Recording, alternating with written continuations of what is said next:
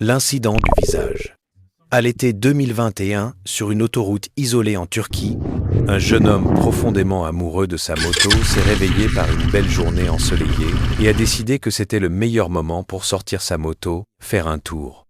Une jolie veste en cuir avec des bottes de protection, des gants et un casque était ce que cet homme avait rapidement enfilé avant de sortir pour la balade.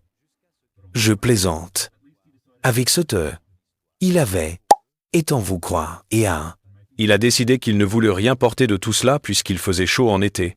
Mais du côté positif, au moins il a décidé de garder son casque, n'est-ce pas?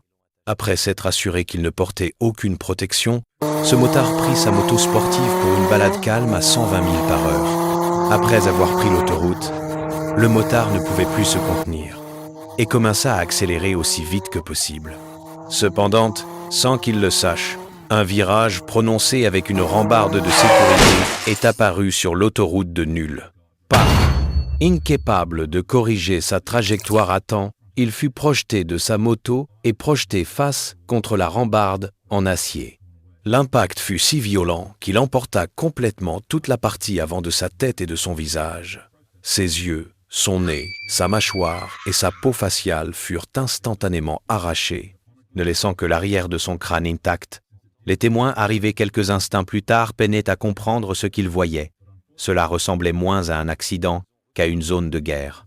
Ils cherchèrent son corps et à la vue de celui-ci furent instantanément traumatisés, car ce n'était plus vraiment humain.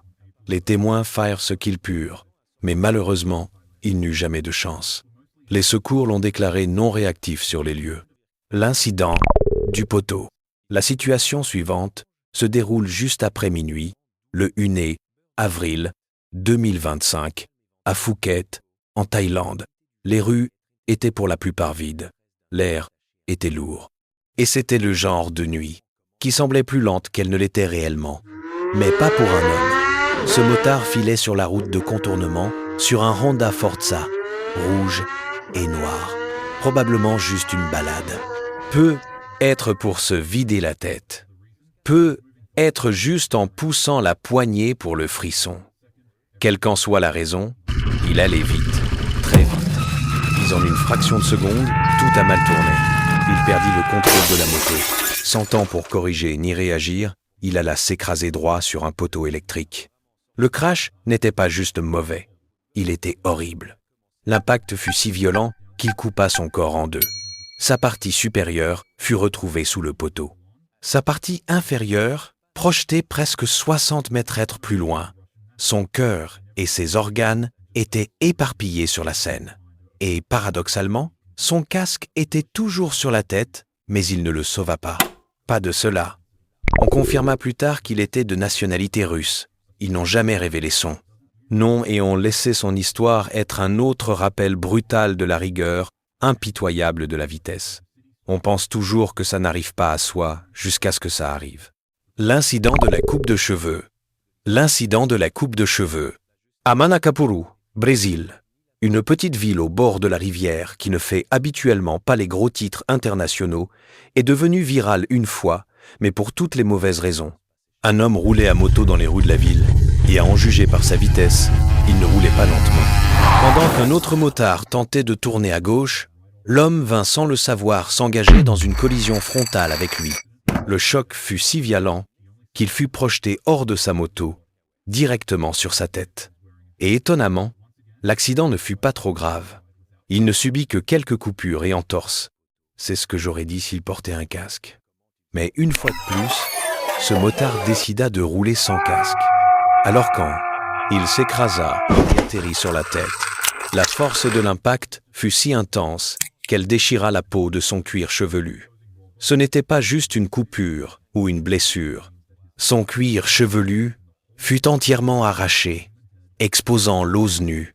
Et quand je dis os nu, je veux littéralement dire que son crâne, ses muscles et toute l'horrible anatomie d'une tête humaine furent exposés au monde.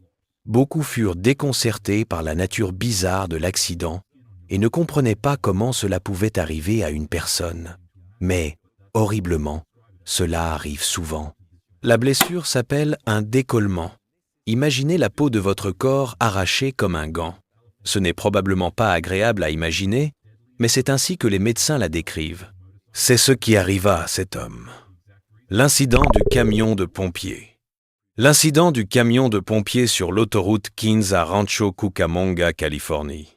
Une simple balade nocturne se transforma en un enfer mortel. Tout commença avec un motard et un semi-remorque. La raison exacte n'est pas claire. Personne ne sait si le motard a dévié, mal évalué, ou tout simplement ne l'a pas vu arriver. Mais ce que nous savons, c'est qu'il entra en collision avec le semi-remorque à la vitesse de l'autoroute, soit entre 65 et 85 000 par heure. L'impact fut dévastateur, comme si percuter un semi-remorque à moto n'était pas déjà assez grave. Le motard fut coincé sous le véhicule pendant que le diesel fuyait du réservoir. Malheureusement pour lui, les étincelles de l'accident enflammèrent la moto et le semi-remorque de 30 000 livres. Le chauffeur réussit à fuir, mais le motard resta piégé et fut englouti dans ce qui fut l'un des plus grands incendies que l'autoroute ait connu depuis des années. Ce feu fut si énorme qu'il fallut 3 camions de pompiers pour le maîtriser et l'autoroute fut fermée pendant des heures. À l'arrivée sur son corps, ils déclarèrent immédiatement le décès. L'incident du panneau.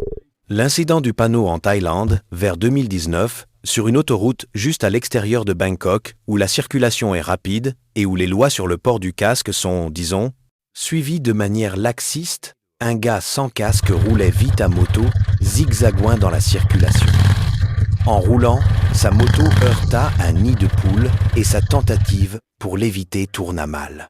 Il fit une grosse embardée et fut projeté si violemment qu'il s'envola dans les airs, planant quelques secondes, ce qui semble amusant puisque sauter et voler dans un espace contrôlé peut l'être, qu'il s'agisse de saut à l'élastique, de parachutisme ou de rêve de vol. Juste pas quand on s'écrase tête la première contre un panneau routier, ce qui lui arriva. Il fut lancé si fort contre le panneau qu'il le découpa parfaitement, et son corps continua de rouler avec son élan. Pire, sa tête resta coincée sur le panneau après le choc. La scène fut tellement brutale qu'elle traumatisa même les secouristes aguerris.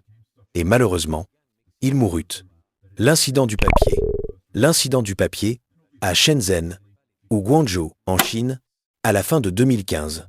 Un motard se rendait au travail lorsqu'il rencontra un trafic dense et un énorme camion malaxeur de ciment sur la route. Comme souvent dans les grandes villes très peuplées, il commença à circuler entre les voitures, fente entre les voies, pour avancer. C'est en fait une bonne pratique pour les motards, car elle réduit le trafic congestionné et diminue les risques d'être percutés par derrière par des voitures qui ne les voient pas. Donc, ce motard mérite une étoile d'or pour avoir roulé intelligemment. Ironiquement, cependant, lorsque le feu passa au vert, il fit tomber accidentellement sa moto et tomba juste devant ce gigantesque camion malaxeur dont je parlais. La panique éclata parmi les témoins qui tentèrent tous d'arrêter le chauffeur. Mais quand il s'en rendit compte, il était trop tard.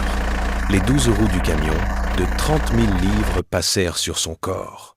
Il ne fut pas simplement écrasé, il fut littéralement aplati contre le revêtement de la route. Les témoins et les secouristes décrivirent son corps comme étant à peine plus épais qu'une feuille de papier sur la route. Les agents de la voirie et la police durent utiliser des pelles pour racler son corps de la route et le mettre dans une pelle à poussière. Son corps fut tellement pulvérisé qu'il ne put même pas être mis en cercueil pour l'enterrement. Je ne comprends pas vraiment pourquoi tu t'infliges des traumatismes comme celui-ci, mais c'est tout pour le moment. Passe une bonne journée.